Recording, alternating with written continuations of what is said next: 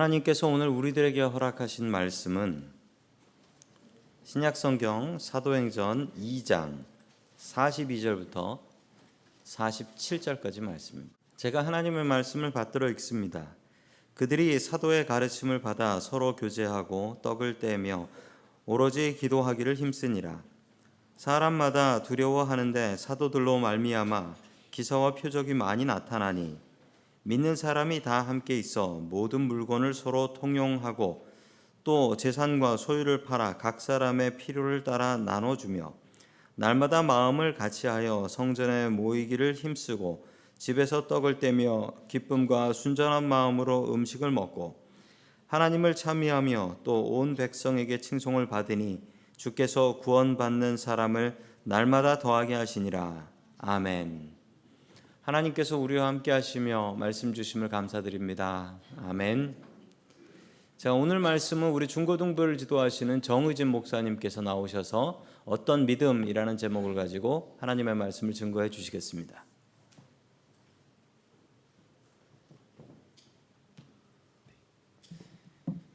네, 우리 주위 분들 보시면서 주님 안에서 사랑합니다 이렇게 한번 인사하겠습니다.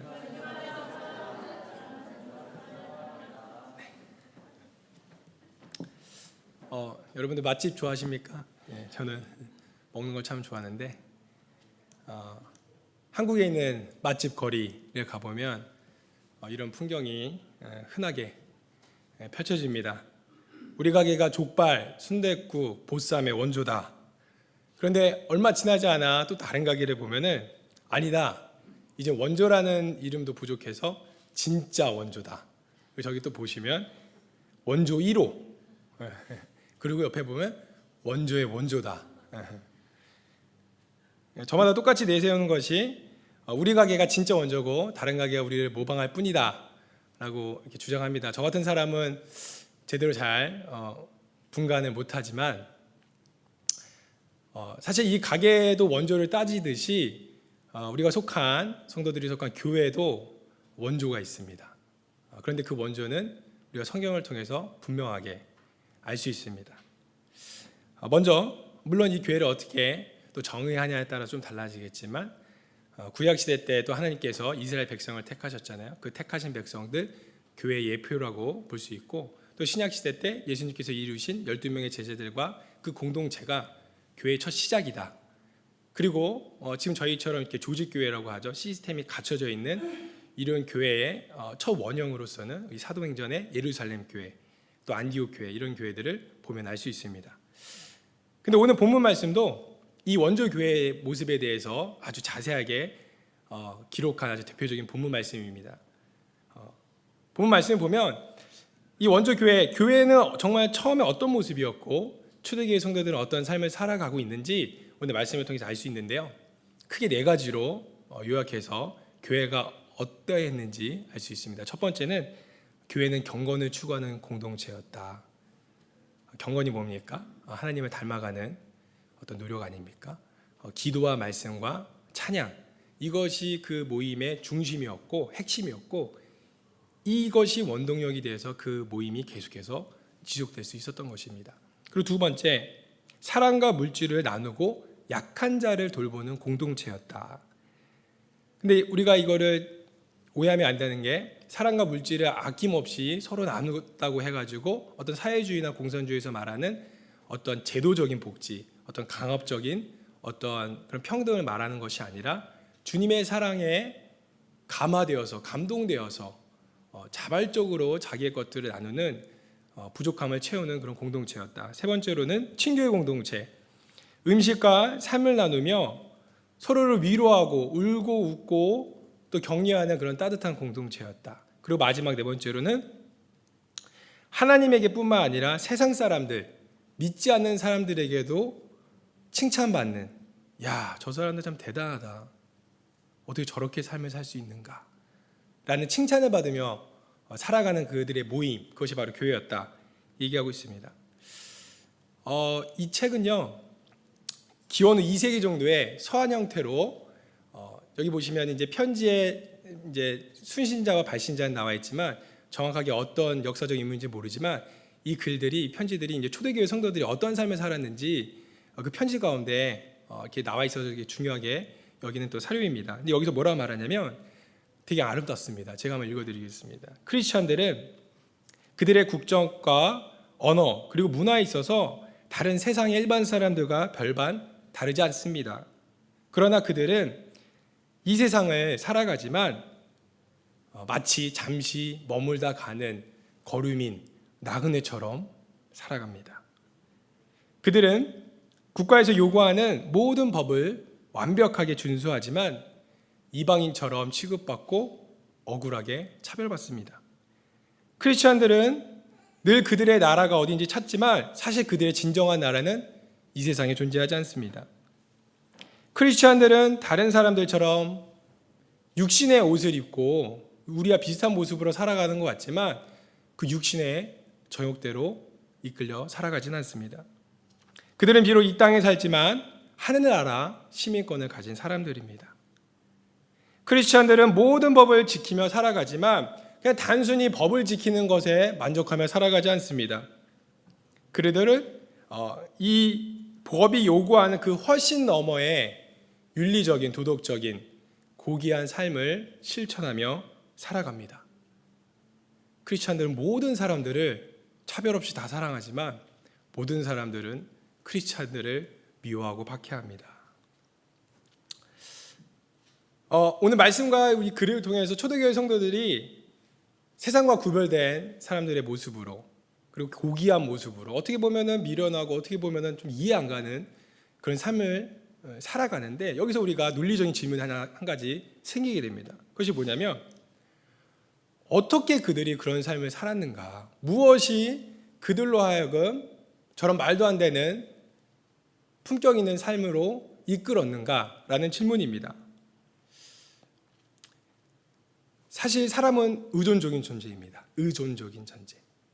이게 무슨 말이냐면 아무리 의지가 강한 분이라도 사실 자세히 살아보면 혼자 살아갈 수 있는 분이 아무도 없습니다. 무엇인가를 기대고 의지하고 믿으며 살아갑니다.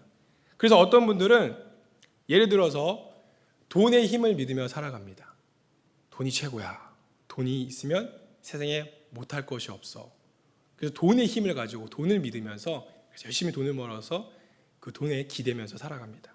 또 어떤 분들은 자신의 학벌과 어떤 기술과 전문 지식을 거기에 의지하면서 이것이 나를 지탱하는 힘이다 믿고 살아갑니다. 또 어떤 분들은 신년이 되면은 점을 보고 사주팔자를 이제 받아가지고 동쪽으로 가면 안 되고 뭘 조심해야 되고 그런 걸 믿으면서 살아가는 분도 많습니다. 또 어떤 분들은 정치가 세상을 바꾼다. 정치 이념과 저 정치인이라면은 내 삶도 바꾸고 세상도 바꿀 것이다. 정치인을 믿으며 살아가는 분도 있고요. 또 어떤 분들은 세상 뭐 있나 아무것도 없다. 그냥 즐거우면 땡이다. 극도의 쾌락을 쫓으며 즐거움을 쫓으며 즐거움을 따르며 살아가는 분도 계십니다. 그래서 사실 우리가 무엇을 믿고 무엇을 의지하냐에 따라서 같은 공간, 같은 시대, 같은 장소 살아가지만 천차만별의 삶을 살아가게 되어 있습니다. 그렇잖아요. 저희도 주변을 둘러보면은 너무 다양한 모습으로 사실 무엇을 믿느냐에 따라서 그의 삶을 살고 되는 것입니다.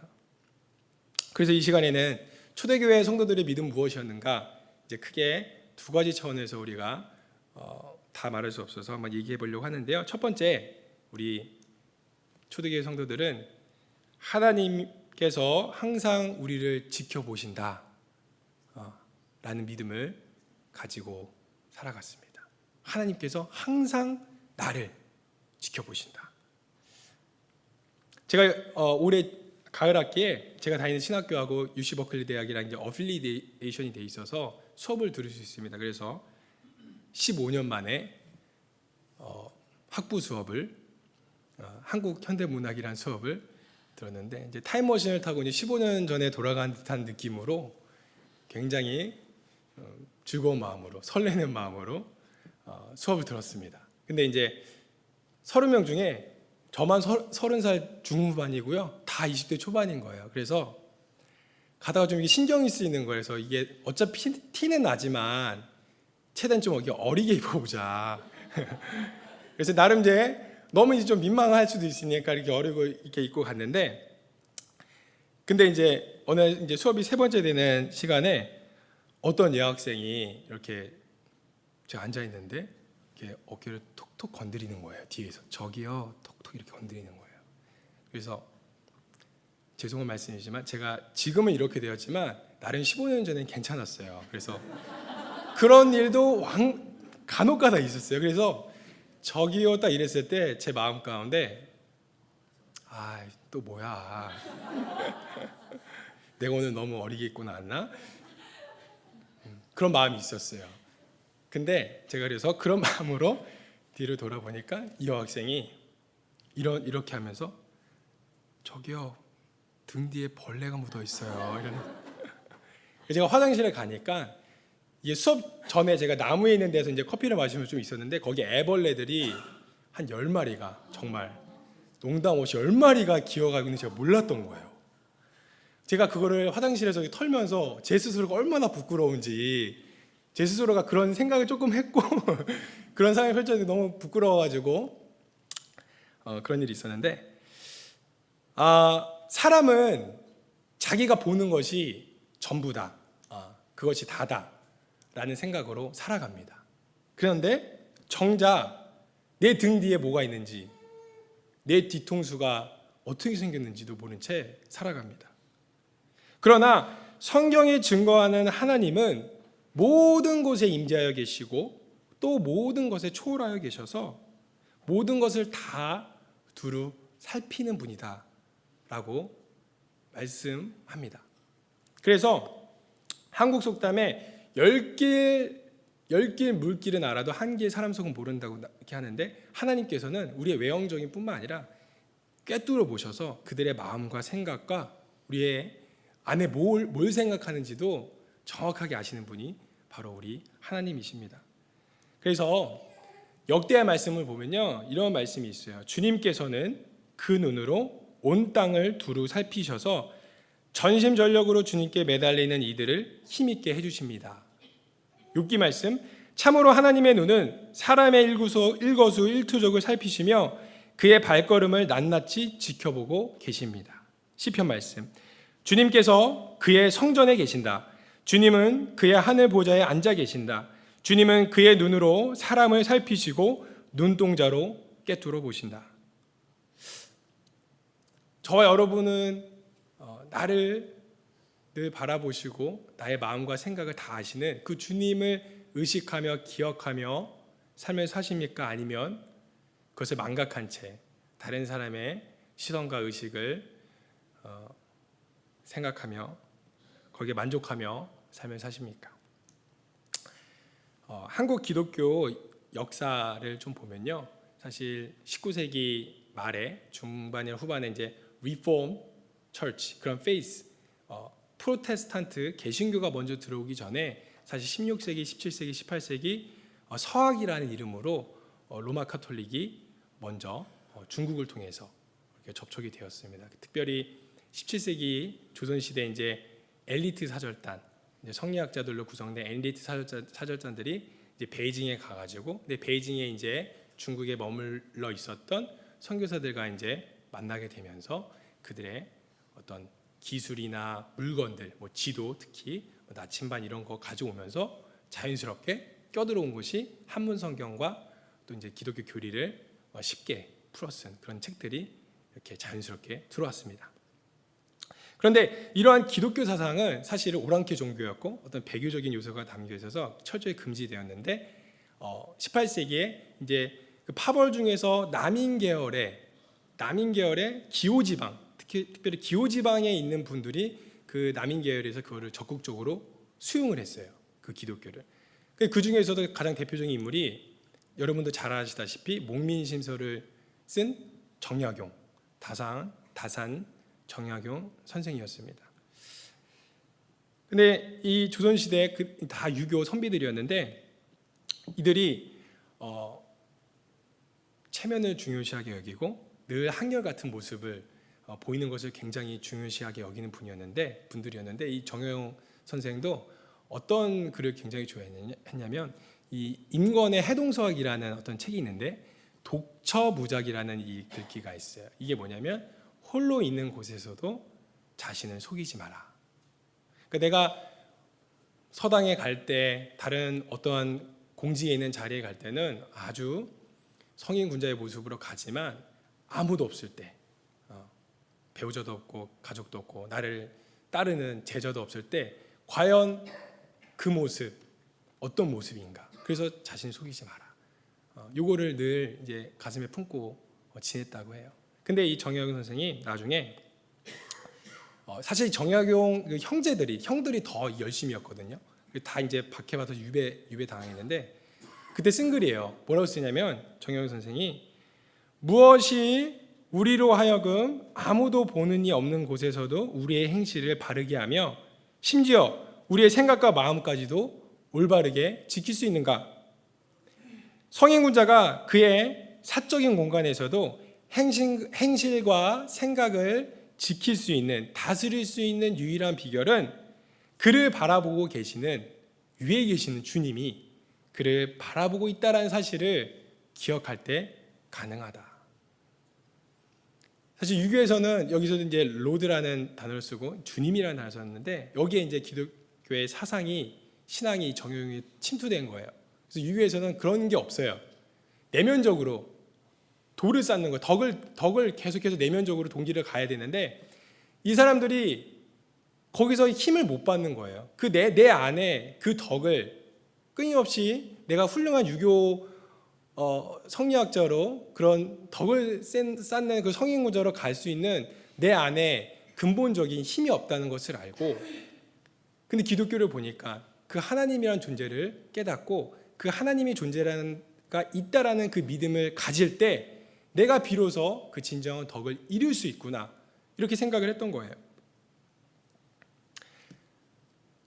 최근에 좀 문제가 된 분이지만 사실 지난 수십 년 동안 미국에서, 한국에서도 마찬가지고요, 많은 저술을 통해서 기독교 영성과 어떤 복음주의 기독교를 이끈 시카고 윌로우 크릭 교회를 담임한 빌 하이베스라는 목사님입니다. 이 목사님이 여러 책을 썼는데요. 그 책들 중에서도 이제 대표적인 책이 이 책이에요. Who You Are When No One's Looking. 아무도 보는 이이 없을 때 당신은 누구인가. 그러니까 이 책 제목이 되게 강렬하잖아요. 근데 이 책 제목이 책의 전부예요. 그래서 이 목사님이 뭐라 말을 하냐면 아무도 보는 이 없을 때 그때 나오는 나의 모습이 사실 진정한 나의 모습이다. 나의 신앙의 현주소다. 그 얘기를 하고 있습니다. 여러분, 하나님은 우리를 24시간 지켜보십니다. 근데 다산 정약용이 말한 것처럼 어떠한 무서운 선생님이 딴짓 하나나 안 하나 감시하는 그런 하나님으로서만이 아니라 궁극적으로 우리의 필요를, 우리의 아픔을, 우리의 기쁨을, 우리를 보호하시기 위해 항상 우리를 지켜보시는 분이 하나님이십니다.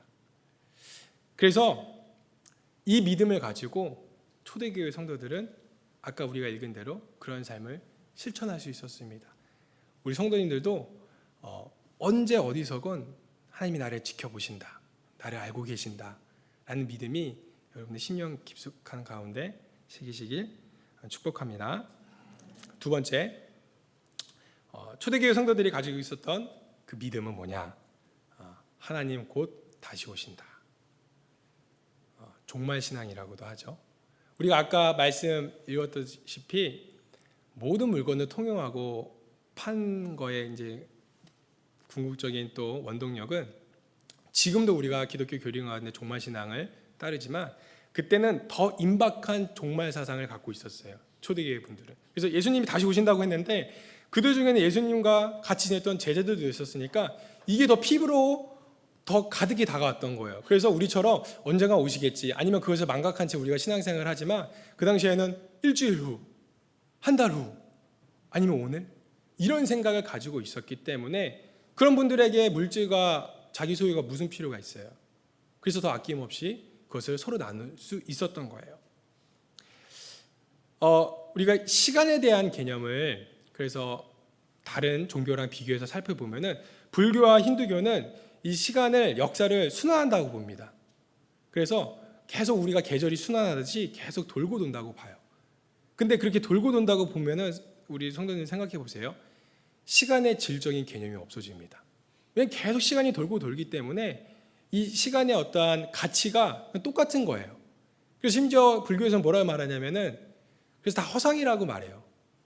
다 돌고 돌고 그래서 다 없어지고 다시 생기고 다 허상, 계속 그게 반복된다라는 거예요. 근데 기독교에서 말하는 시간은 직선입니다. 점과 점이 있어서 시작점이 있고 끝점이 있고 그리고 분명한 창조주의 목적대로 어떠한 목표를 향해 목적을 향해 일정하게 달려가고 있는 거예요. 그래서 이 시간은 다시 돌아오지 않는 시간이에요.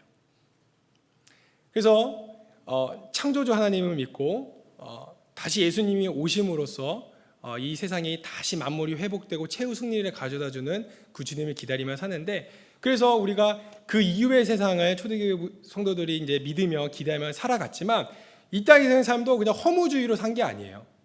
그런 승리가 오기 때문에 이 땅에서의 삶을 선물로 여기고 순간순간 어떤 것이 더 중요한 삶인가, 어떤 것이 더 하나님이 기뻐하신 삶인가, 곧 하나님 오시는데, 곧 내가 하나님 앞에 서는데, 그래서 늘 더 가치 있고 하나님 기뻐하시는 것에 집중하고 헌신하며 살았던 이들이 바로 초대교회 성도들입니다.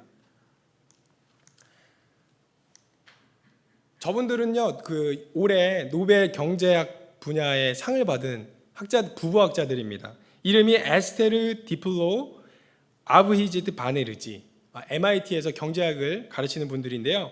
한 분은 인도에서, 한 분은 프랑스에서 이제 대학을 마치고 오신 이민 1세대들입니다. 이분들이 책을 썼어요. 푸어 이코노믹스라는 책을 썼는데 이 책을 통해서 이제 이분들이 노벨 경제학상의 그 수상의 영향을 누렸습니다. 근데 이 책을 쓰기 위해서 이제 15년간 40여 개의 이제 빈곤 나라들을 이렇게 살피면서 이 경제와 가난한 사람이 게을러서 이제 그렇게 된 어떤 기본적인 통념을 뒤집는 꽤나 아주 신선한 그런 주장을 했다고 합니다. 근데 이분들의 어떤 주장을 하냐면 이런 얘기가 있어요. 가난한 사람이 더 합리적이다. 그들은 가진 것이 별로 없기 때문에 무엇인가를 돈을 주고 사는 어떤 경제 활동을 할 때 훨씬 더 신중하게 접근하고 선택하는 것을 볼 수 있다. 그들은 생존하기 위해서라도 노련하고 정교하고 훌륭한 경제 전문가들이 되어야만 했던 것이다. 그렇지 않습니까? 우리가 돈이, 물론 다 부자분들이 다 돈을 펑펑 쓴다는 건 아니에요. 돈이 있으면 아무래도 차도 바꾸고 못 갔던 여행도 가고 또 보금자리도 다시, 이게 이제 보통 정도의 차이만 있을 뿐이지 그렇게 가는데, 어떤 분들은 그거를 이제 세심하게 못 하시고 어떤 분들은 막 가시는 분이 있는 거죠. 근데 가난한 사람 분들은 뭘 하나를 고를 때 이게 정말 나에게 필요한가? 우리 집에 있는 거 이거 바꿀 때 아직 안 됐는데, 이런 생각을 하면서 굉장히 신중하게 합리적으로 소비를 한다라는 거예요. 근데 제가 왜 이 말씀을 드리냐? 시간도 마찬가지라는 거예요. 시간이 많다고 생각을 하잖아요. 예를 들어서 우리 성도님들이 자녀분들이랑 같이 살고 부모님을 모시는 분도 계시고 또 배우자랑 같이 사시는 분도 있는데, 이 무식 가운데 계속 같이 살겠지 라는 생각을 우리가 하게 되거든요. 그러면요, 배려하지 못하고 필요를 채워주지도 못하고 시간 내는 것도 굉장히 인색합니다. 근데 마찬가지로 교회 봉사도 마찬가지예요. 저도 그렇고 혹시 여기 계신 성도분들 중에서도 내가 샌프란시스코 지역에 이곳에서 이렇게 오래 있을지 몰랐다라고 생각하시는 분들도 있을 거예요. 근데 이 교회에서의 섬김의 봉사도 맨날 하는 봉사, 이렇게 하는 것이 아니라 나에게 맡겨진 시간과 나에게 건강이 있을 때, 내가 건강이 있을 때 이걸 열심으로 해야 되겠다 하는 분들의 모습은 다르게 되어 있다는 것이죠. 올해 한국에서 개봉된 영화입니다. 교회 오빠. 여기 다 교회 오빠들 계신데, 이게 이제 원래는 리얼 다큐멘터리였어요. 보신 분도 계시겠죠. KBS에서 나온 건데 이 PD들이 논크리스찬들이었어요. 그래서 원래 공중파 방송에는 어떤 신앙, 어떤 자기가 믿는 종교 색채를 갖고 있는 건 다 컷하는데 여기서 이제 그런 시비가 있었는데 논크리스찬 PD가 왔는 거예요. 자기는 그런 목적으로 한 거 아니에요. 그래서 이제 그게 방송이 타가지고 많은 사람들을 울리고 또 감동을 준 실화인데 이 영화는 이 프로그램은 한국의 안양제일교회에 출석했던 고 이관희 오은주 집사님의 암 투병기를 다룬 내용입니다. 이 부부는요 한국에서 이제 남부러울 것이 없는 삶을 사는 사람들이었습니다. 명문대를 나와서 좋은 직장에 자리 잡고 남들이 다 부러워할 만한 삶을 사는 그런 분들이었습니다. 그런데 어느 날 이 두 부부에게 이제 교회에서 이제 만나서 대학생 때 만나서 이제 결혼한 케이스인데 아기가 첫 딸 아이가 태어난 지 채 몇 주가 안 됐을 때 그래서 이 엄마 집사님이 조리원에 있었을 때 이 남편 집사님이 너무 배가 아픈 거예요. 너무 심하게 아파가지고 병원에 가니까 대장암 4기라는 판정을 받게 됩니다. 근데 그 말기였는데도 그 0부터 39까지의 그런 진행도가 있으면 39에 있는 그래서 수술을 하지 않으면 온몸의 99% 다 전이가 되어서 그런 상태였습니다. 그래서 이 37살의 나이에 갑자기 대장암 4기 진단을 통증도 없다가 그래서 이 소식을 듣고 이 집사님의 어머니께서 마음이 너무 힘드셨던 거예요. 그래서 스스로 생을 마감하는 일이 벌어지게 되고요. 근데 또 공교롭게도 며칠 지나지 않아서 얼마 지나지 않아서 이 여자 집사님 이번에는 혈액암 4기라는 판정을 받게 됩니다.